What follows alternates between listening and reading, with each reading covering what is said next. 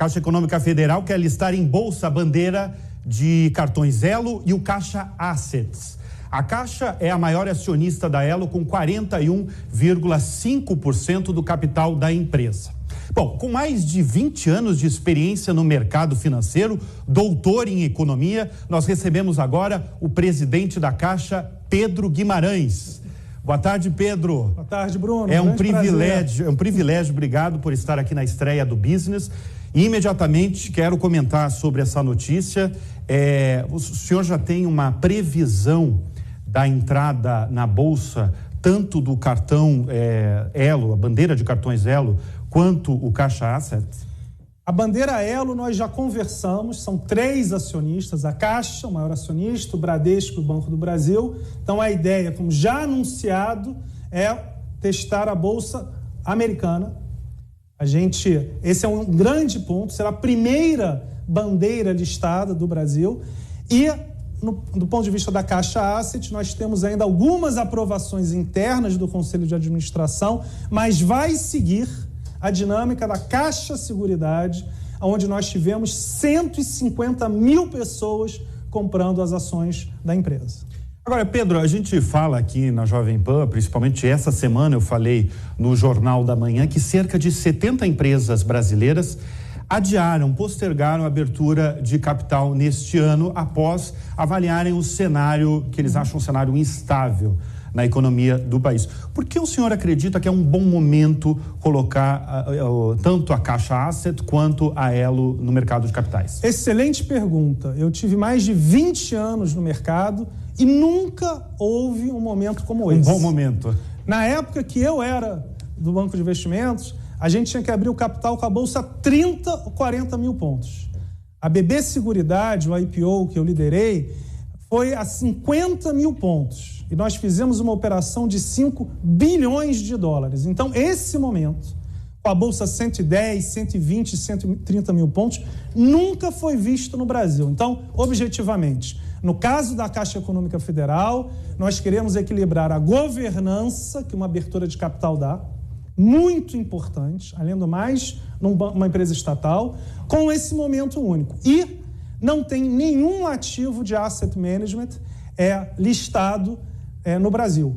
Então, você listar um ativo de asset no Brasil é algo também muito importante. Agora, Pedro, a gente estava conversando antes de começar o programa que a Elo tem uma base aí de 109 milhões de... Caixa Tem. O Caixa Tem, exatamente. O Caixa Tem, que foi um banco digital criado no ano passado para ajudar a logística aí, do auxílio emergencial, que foi absolutamente muito importante no auge da pandemia. Quais são os planos do Caixa Tem? É distribuir crédito, microcrédito? Perfeito. Ano passado, em abril, nós realizamos 50 milhões de pagamentos, ou seja, em 20 dias, o Caixa Tem, o aplicativo saltou de 20 mil contas para 50 milhões.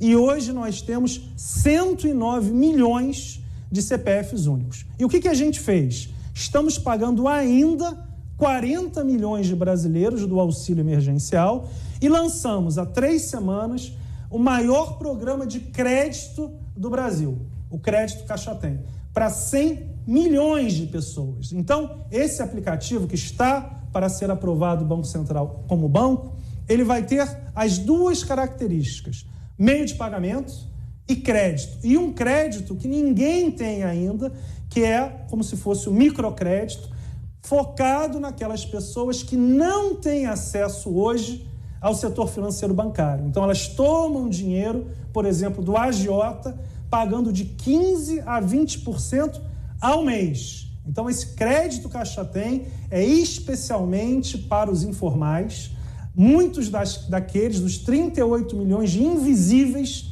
que se falava durante a pandemia e que a Caixa, o governo federal, a partir do aplicativo do Caixa Tem, bancarizou. Agora, o senhor tem ideia de, a partir desse programa, esse amplo programa aí de crédito, de abrir o capital também do Caixa Tem? Existe o plano? Existe uma discussão também que envolve o Conselho de Administração, mas sem dúvida nenhuma. O grande racional é o seguinte: primeiro a gente tem que ter aprovação do banco. A aprovação da Asset, o Banco Central deu ao redor de um mês atrás. A aprovação do banco, de fato, hoje já temos tudo que tem a necessidade do banco. Temos o funding, ou seja, os depósitos, temos também a operação de meios de pagamento e temos agora a operação de crédito. É uma consequência natural. Mas o que é importante nessa gestão da Caixa? Foco. Então, a questão da Elo já está amplamente conversada e a questão da Caixa Asset, que temos agora a empresa funcionando, é na próxima janela. Entendo a aprovação do Conselho de Administração abrir o capital aqui no Brasil. A Elo já tem um plano, por exemplo? Temos uma data aí, um mês, correto? A gente está discutindo. Existe, mas é uma coisa que a gente não pode falar. Agora, já está amplamente discutido a nossa intenção de abrir o capital, em especial porque a questão da bandeira a gente compara com a Master e com a Visa. São duas gigantes que são listadas lá fora. Então, a Elo é uma bandeira que cresceu exponencialmente e nesse crescimento exponencial há discussão. Agora, o que acontece? Não tem uma data específica, mas já foi amplamente divulgado que os sócios discutem e querem fazer abertura de capital. E com essa captação futura, quais são os planos para ela? Investir em tecnologia? O que é? Perfeito. Então, um investimento em tecnologia e uma parte a saída, monetização dos sócios. A Caixa já vendeu mais de 105 bilhões de reais em ativos. Então, nesta gestão, nós focamos na redução das despesas, na venda de ativos que não são core do banco, e isso faz com que a gente tenha lucros recordes, Bruno, e a melhor governança medida na história. Nós ganhamos todas as melhores avaliações de governança por todos os órgãos de regulação e os órgãos de auditoria. A Caixa nunca esteve tão bem avaliada quanto agora. Isso que o senhor acabou de falar é uma coisa extremamente recente. Saiu essa semana da quase excelência aí em termos de governança da Caixa Econômica Federal. Qual é o segredo de um bom gestor à frente de uma empresa? Estou perguntando porque o senhor também teve uma passagem longa e longeva de mais de 2 décadas no mercado financeiro. E você usou desse mercado financeiro para administrar uma estatal. Qual é o segredo? Bruno, eu entendo que meritocracia. As pessoas têm que entender que elas avançam na carreira delas se elas fizerem bem feito. Então, a primeira questão que nós fizemos no caso da Caixa Econômica Federal, foi realizar a renovação de 105 dos 120 principais executivos do banco. Isso foi muito impactante. E dos 50 vice-presidentes e diretores, nós mantivemos um, que é o diretor jurídico, e, por exemplo, não tinha nenhuma mulher como vice-presidente ou diretora, e por mérito temos 14. Então, a questão do mérito, na minha opinião, é fundamental para que todos os empregados entendam que serão promovidos, terão seu reconhecimento financeiro, se efetivamente forem eficientes. Isso, para mim, é fundamental. Pedro, o senhor é o único dirigente de estatal que se mantém no cargo desde o início do governo, desde janeiro de 2019. O que o senhor atribui isso? Primeiro, nós temos um grupo, desde o começo, de março de 2018, foi formado esse grupo pelo ministro Paulo Guedes, o presidente do Banco Central, Roberto Campos, também fez parte. Isso significa que nós montamos a estratégia econômica sob liderança do ministro Paulo Guedes e a Caixa era central nisso. Então, o que aconteceu nesse tempo? Nós tivemos a venda dos ativos ilíquidos, ou ativos problemáticos, para resolver os problemas, criamos a governança, tivemos resultados recordes, lucros recordes, e na pandemia nós conseguimos executar algo muito sensível, que foi pagar 68 milhões de pessoas, sendo que 38 milhões de pessoas não tinham nenhum tipo de informação. Ou seja, os Estados Unidos paga 1/3 por cheque. Como é que nós pagaríamos 38 milhões de pessoas se você não sabe para quem pagar? Então, eu acredito que a Caixa Econômica tem essa questão social e financeira. Então, a resposta é lealdade total e uma execução, tanto do ponto de vista social quanto do ponto de vista financeiro, dos 85 mil empregados da Caixa. Agora, Pedro, o senhor falou muito bem sobre o papel social da Caixa, principalmente em eventos como uma pandemia, que você tem que foi uma ajuda fundamental para mais de 60 milhões de brasileiros, 68 milhões de brasileiros, e agora a Caixa vai fazer a distribuição, a logística de um programa muito mais abrangente, que é o Auxílio Brasil.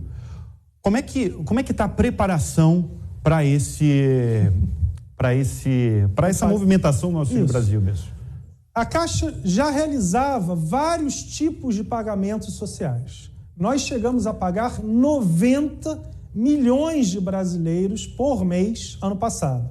109 milhões de brasileiros receberam algum tipo de benefício da Caixa ano passado. Então, o pagamento do Auxílio Brasil, ele, na verdade, vai vir basicamente pelo aplicativo Caixa Tem, também pode ser pelas agências. Nós temos 26 mil pontos de venda, ninguém tem uma abrangência tão grande, mas essa parte operacional, a partir do que foi feito no último ano e meio, nós temos total preparação. Então, temos a preparação operacional, os empregados da Caixa Econômica Federal estão acostumados a fazer esse tipo de papel social e, com o avanço do Caixa Tem, isso também, e da maneira como as pessoas aprenderam a utilizar, nós entendemos, Bruno, que será algo muito eficiente e rápido, ou seja, a operacionalização do auxílio vai ser bem rápida. Agora, deixa eu contar uma novidade que o Pedro contou antes de entrar no ar, que é o destino de 150 milhões do lucro da Caixa para projetos ambientais. Exatamente. Né? São projetos ambientais e projetos também para pessoas vulneráveis. Eu queria que o senhor contasse para a nossa audiência que tipo de projetos são esses. Isso. Com lucro recorde, o que nós na Caixa Econômica Federal, o governo federal, estamos fazendo? Utilizando essa questão, 150 milhões de reais, de novo, esse é um valor menor do que em alguns anos se patrocinou clube de futebol. Então, quando nós começamos, zeramos, não teve mais patrocínio para clube de futebol e agora teremos o maior programa de preservação do meio ambiente realizado por uma empresa. Visitamos 115 parques e florestas nacionais em cada um dos estados do Brasil e o nosso objetivo é que cada bioma tenha algum tipo de investimento da Caixa de preservação. 4 iniciativas já foram aprovadas, 2 em Minas, uma em Tocantins e uma na Ilha de Marajó, e já teremos mais de 1,1 milhão de árvores sendo plantadas, 1 milhão de pessoas sendo beneficiadas e 1.500 nascentes sendo preservadas, ou seja, a segurança hídrica também é um foco. E tudo isso com o microcrédito, porque o que acontece? Se você não puder financiar a população mais carente que vive perto, no entorno da floresta, vai continuar havendo algum tipo de desmatamento. Então, o que a gente está fazendo é esse financiamento do microcrédito. Agora, a tese do seu doutorado, que foi na Universidade de Rochester, nos Estados Unidos, foi sobre privatização. E durante muito tempo, durante praticamente toda a sua trajetória profissional, o senhor foi um defensor das privatizações, principalmente em bancos públicos. Em recentes declarações, o senhor aparentemente mudou essa visão. Por que a Caixa não merece ser privatizada? Essa é uma questão muito clara hoje e desde o começo do governo. O que a gente fez? Saiu de Brasília, Bruno, e foi visitar o Brasil. Já em janeiro, nós começamos a viajar e começamos por Roraima. Fomos ao Amapá, Rondônia, Acre. Ou seja, nós fomos aonde normalmente ninguém ia. E ficou muito clara a necessidade da Caixa, porque nós estamos financiando, por exemplo, a população carente, onde ninguém vai. PNHR, ou seja, a gente financia, na verdade, organiza a habitação popular em comunidades quilombolas, aldeias indígenas. faz a operação, por exemplo, do auxílio emergencial por todo o Brasil, inclusive Pacaraima, na fronteira da Roraima com a Venezuela. Então, isso significa o seguinte: a Caixa tem um papel social que nenhum banco privado vai fazer. Eu sou a favor da privatização, fico muito feliz com esse processo da Eletrobras, porque é inovador, é uma privatização pulverizada. Isso, para quem vive do mercado de capitais, é uma coisa inovadora, que é diferente das privatizações, na minha época de doutorado, da minha tese, da década de 90. Então, a privatização da Eletrobras, ela abre um leque enorme, porque permite que a sociedade como um todo faça fazer parte, de fato, do controle de uma estatal. Então, a Eletrobras é um exemplo claríssimo. E os Correios? Também a mesma discussão. Sim. Os Correios devem ser privatizados na sua avaliação? Com certeza. Até porque, no caso dos Correios, você tem todo um avanço tecnológico, ou seja, essa parte de logística é muito importante. Os Correios têm competidores, Bruno, que fazem a mesma coisa. Ou seja, o que é a diferença da Caixa? Quem que vai realizar o pagamento do auxílio emergencial no Brasil inteiro e financiar o Casa Verde e Amarela, que é esse programa de habitação popular, que a Caixa financia 99,99%. Ou seja, está aberto para todos os bancos financiarem. Só que quem financia é a Caixa. Então, quando você tem uma estatal como a Caixa, que tem papéis que apenas ela realiza, discutir privatização, na minha opinião, não é uma discussão factível. Agora, tem várias estatais em cujo mercado existem vários competidores privados que podem ter de maneira mais eficiente este papel. Olha, o senhor, todo mundo está nos assistindo, nos acompanhando. O senhor fala muito bem, tem uma excelente oratória. O senhor não pensa em ser político? Não. Não concorrer a um cargo eletivo em 2022? Não. Nada? Ótima pergunta. Sou técnico, estudei minha vida inteira economia. Quantos anos eu passei lá em Rochester, 30 abaixo de zero, estudando, virando noite? Não, tenho um grande orgulho. A minha tese de doutorado é uma questão que realmente até... o pai tinha falecido, foi bem emotivo para mim, no sentido de... Só quem passou 15 anos estudando, a gente, do sentido do doutorado, de economia, é um orgulho pessoal. Então, na minha opinião, o que acontece?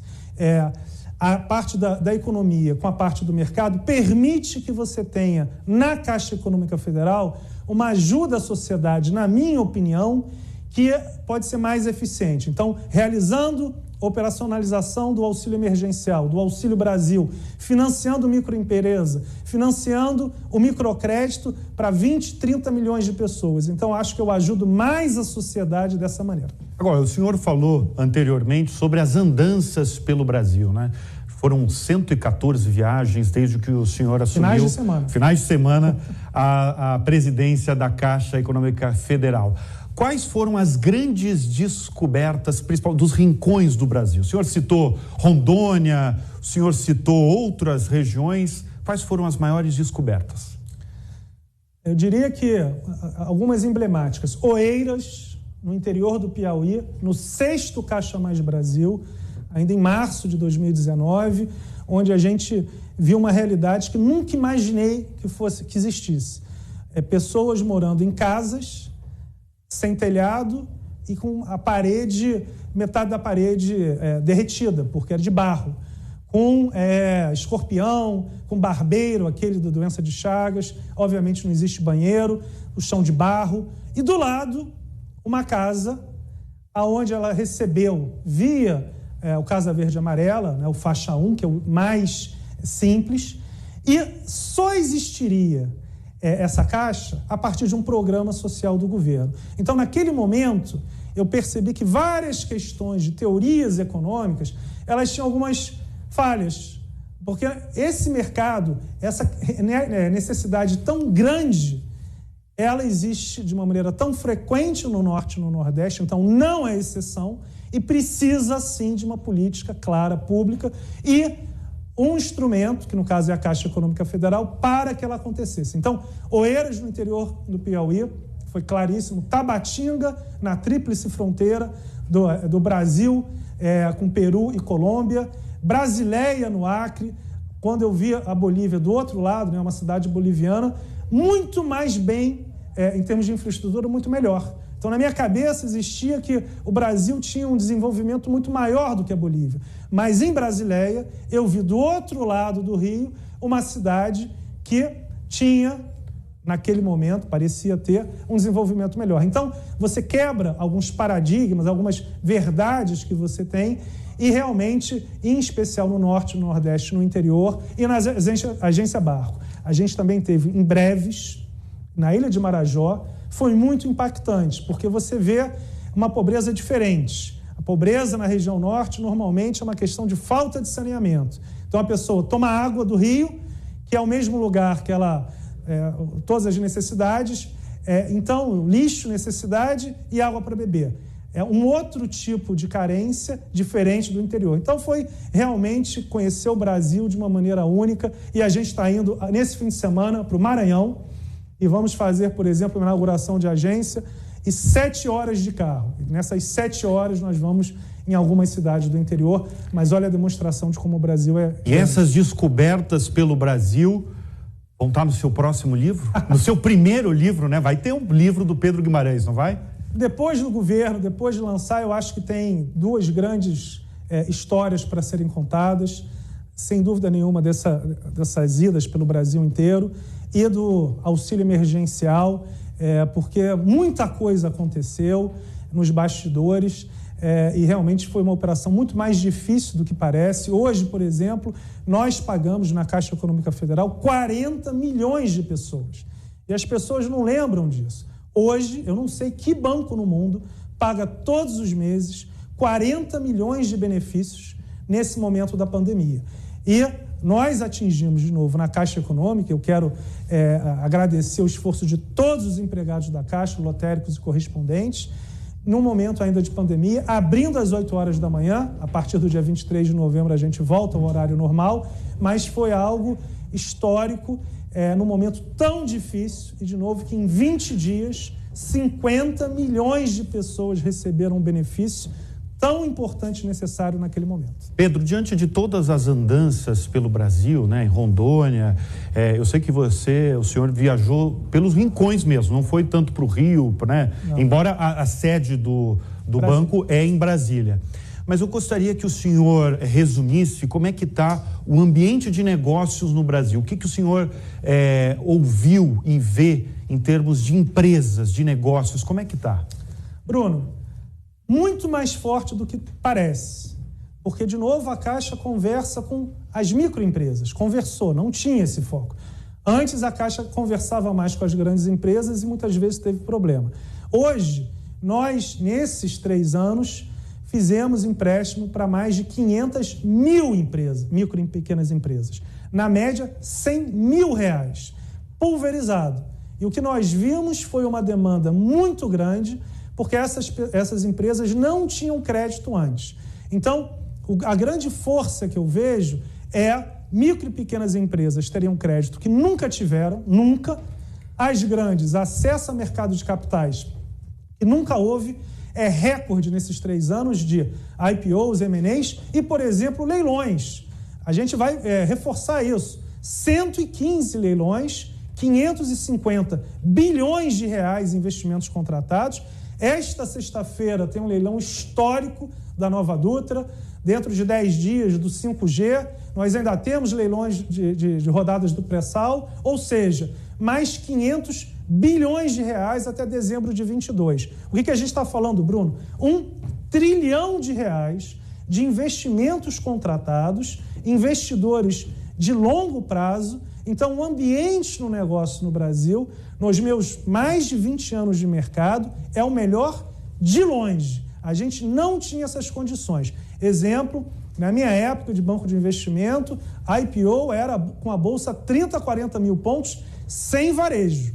Hoje você faz um IPO e, no caso nosso, 150 mil pessoas compraram ações. Um mercado totalmente diferente. Quer dizer, não preciso nem falar que o senhor está absolutamente otimista em relação à economia em 2022. Sim, nós temos uma questão fiscal sólida.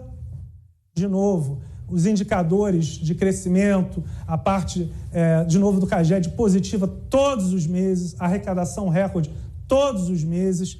Então, nós temos, sem dúvida nenhuma, uma questão fiscal que é, sim, sólida. Ano passado, eu lembro que as projeções eram de queda do PIB de 9% a 10%. Foi um dos países que menos caiu. E ninguém previa 5% de crescimento de novo. Lá atrás, crescemos 5%. Então, eu tenho uma confiança, vejo um crescimento de 2% ano que vem e, de novo, uma demanda muito sólida, em especial das micro e pequenas empresas. Pedro, quero agradecer a sua presença na estreia do Business. Para a gente é uma honra. Muito obrigado, Bruno. Um grande abraço para vocês.